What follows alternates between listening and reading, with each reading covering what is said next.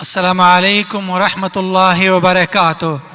میرا نام گل حسین ہے اور میں سافٹ ویئر انجینئر ہوں، اور میری ٹیم میں مسلم بھی ہیں اور عیسائی بھی ہیں، اور ان کا یہ ماننا ہے کہ آج کل کے جو یہودی اور عیسائی ہیں وہ بھی جنتی ہیں۔ اس آیت کے مطابق ان الذین آمنوا والذین ہادوا والنصارى والصابئین من آمن باللہ والیوم الآخر وعمل صالحا فلہم اجرہم عند ربہم ولا خوف علیہم ولا ہم یحزنون۔ اور کیا ہم ان کو، عیسائی کو اور سکھ کو، ان کو بھائی مان سکتے ہیں؟ بھائی صاحب جو قرآن کی آیت کوٹ کی سورہ بقرہ کی سورہ نمبر 2 آیت نمبر 62 کی 62 کہ اللہ تعالیٰ فرماتے ہیں کہ جو یہود اور نصارہ ہے اور صابیون ہیں، جو اللہ میں مانتے ہیں اور اچھے اعمال کرتے ہیں، ان کو کوئی بھی دکھ نہیں ہوگا اور انشاءاللہ ان کے ساتھ اچھے کام ہوئیں گے، اور کچھ آیت میں لکھے اللہ جنت جائیں گے۔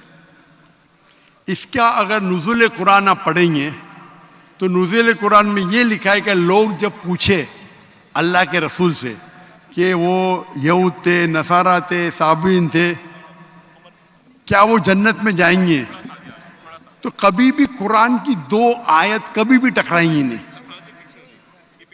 جو میں نے قرآن کا حوالہ دیا سورہ العصر سے، سورہ نمبر 103 آیت نمبر 103 1 2 3، اس میں صاف لکھا ہے کیا آپ کو ایمان ہونا چاہیے، اور یہ آیت میں بھی آیا جو صابئین ہیں اور جو نصارہ ہے اگر ان کے پاس ایمان ہے، شرط کیا ہے؟ ایمان۔ ایمان کا مطلب کیا؟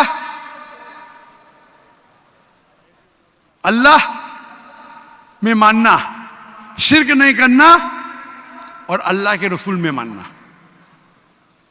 اس کی تشریح آپ کریں گے تو قرآن کی آیت سورہ ال عمران سورہ نمبر 3 آیت نمبر 110، کنتم خیر امۃ اخرجت للناس تأمرون بالمعروف وتنہون عن المنکر وتؤمنون باللہ۔ اللہ تعالیٰ فرماتے تم ساری امہ میں سب سے بہترین امہ ہے ساری دنیا میں، کیونکہ تم لوگوں کو اچھائی کی طرف بلاتے، برائی سے روکتے، اور کہتے کہ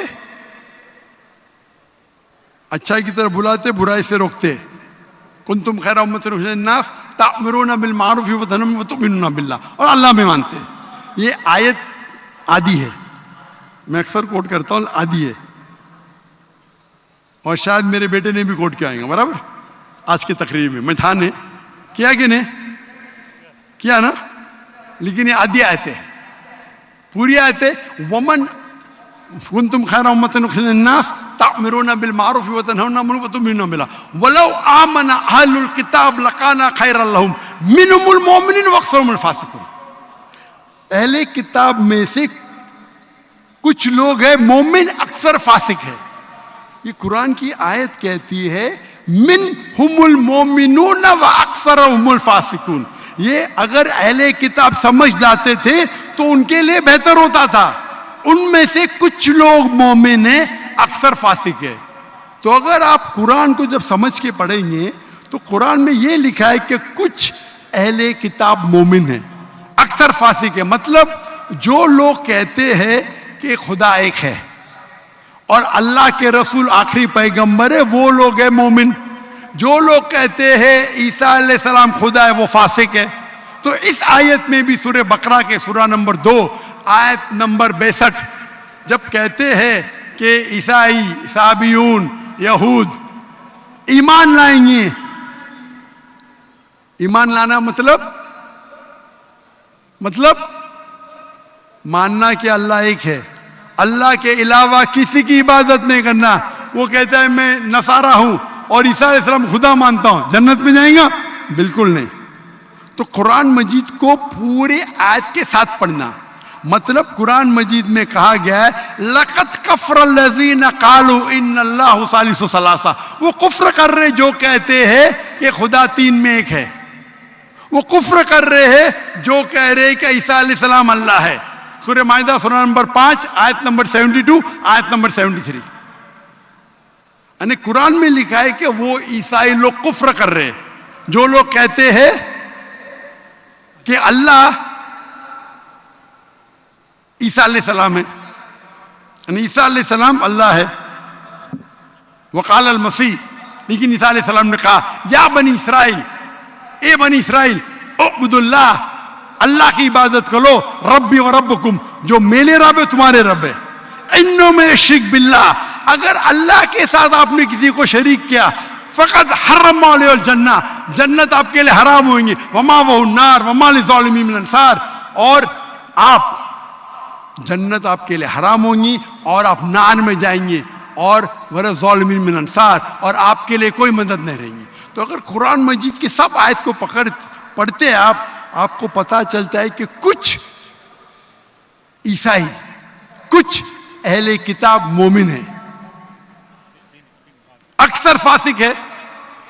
اس کا مطلب نہیں کہ عام کرسچن چرچ جاتا ہے, بت پرستی کرتا ہے, بولیں گے قرآن میں لکھا ہے کہ میں جنت جاؤں گا. آپ قرآن مجید کو ایک آیت لے کے نہیں پڑھ سکتے. قرآن مجید کو باقی آیت لے کے پڑھیں گے تو پتا چلیں گے کہ کچھ مومن, مثال کے طور پہ ورقہ بن نوفل, جو حضرت خدیجہ رضی اللہ عنہا کے رشتہ دار تھے, وہ کیا تھے؟ عیسائی تھے لیکن مومن تھے. ایک مثال ہے نا. انہوں نے کہا, جب محمد صلی اللہ علیہ وسلم کو دیکھا, انہوں نے کہا کہ ہماری کتابوں میں لکھا ہوا ہے کہ ایک پیغمبر آئیں گے, اللہ کے رسول آئیں گے, اور یہ محمد صلی اللہ علیہ وسلم ہیں, اور ان کو لوگ اس میں سے نکالیں گے, میں اس دن تک انتظار کروں گا. وہ مومن تھے. مثال ہے ہمارے پاس, وہ جنت میں جائیں گے. تو اسی طریقے سے یہ آیت جس کی آپ نے تلاوت کی, یہ سورہ بقرہ سورہ نمبر 2 آیت نمبر 62 میں, ان لوگوں میں سے کچھ مومن ہیں. مومن مطلب اللہ میں مانتے, ایک اللہ میں مانتے, بت پرستی نہیں کرتے, عیسیٰ علیہ السلام کو خدا نہیں مانتے, اور آخری رسول محمد صلی اللہ علیہ وسلم میں ایمان رکھتے. تو انشاءاللہ وہ جنت میں جائیں گے, اور ان کو آخرت میں کوئی نرک نہیں ملے گا, کوئی دوزخ نہیں ملے گی. Hope the answer the question. بارک اللہ فیک. میرا نام جواد لطیف چغتائی ہے اور میں پیشے کے اعتبار سے وکیل ہوں. ڈاکٹر صاحب سے میرا سوال یہ ہے کہ آج کل بڑا عام رجحان ہے کہ خواتین میاں بیوی کا تعلق ختم کرنے کے لیے عدالتوں سے خلا لیتی ہیں, تو کیا احکام قرآن کی روشنی میں عورت کا عدالت کے ذریعے خلا لینا جائز ہے یا نہیں؟ ایک اعلان سن لیں, ڈاکٹر صاحب جواب دیں گے. کل انشاءاللہ نماز عشاء کے بعد, اور آپ کی کوشش یہ ہونی چاہیے کہ مغرب کی نماز یہاں پڑھیں, تاکہ ہم کوشش کریں گے عشاء کی نماز کے بعد اس کو شروع کریں اور پھر انشاءاللہ جلدی اس کو وائنڈ اپ کر دیں. تو آپ سب حضرات سے درخواست ہے. جی ڈاکٹر صاحب فرمائیں. جہاں تک کہ شوہر اور بیوی کے طلاق کے لیے یہ سوال تھا کہ عدالت سے طلاق لینا, خلا لینا صحیح ہے اگر وہ عدالت شریعت کی بنیاد پہ ہے. شریعت میں بھی عدالت ہے, شریعہ کورٹ, ملیشیا میں شریعہ کورٹ ہے. اگر خلا لیا گیا شریعتاً قرآن اور حدیث کی روشنی میں, شریعہ کو فالو کی تو صحیح ہے, اگر شریعہ کو فالو نہیں کی تو غلط ہے. تو شریعہ کورٹ جیسی چیز ہوتی ہے جو کئی مسلمان ممالک میں ہیں, مثال کے طور پہ مثال کے طور کے اوپر ملیشیا میں ہے. تو اگر شریعہ کورٹ سے خلا لیا ہے تو بالکل صحیح ہے, یا شریعتاً قرآن اور حدیث کی روشنی پہ عمل کیے تو صحیح ہے, ورنہ صحیح نہیں. وآخر دعوانا الحمدللہ رب العالمین.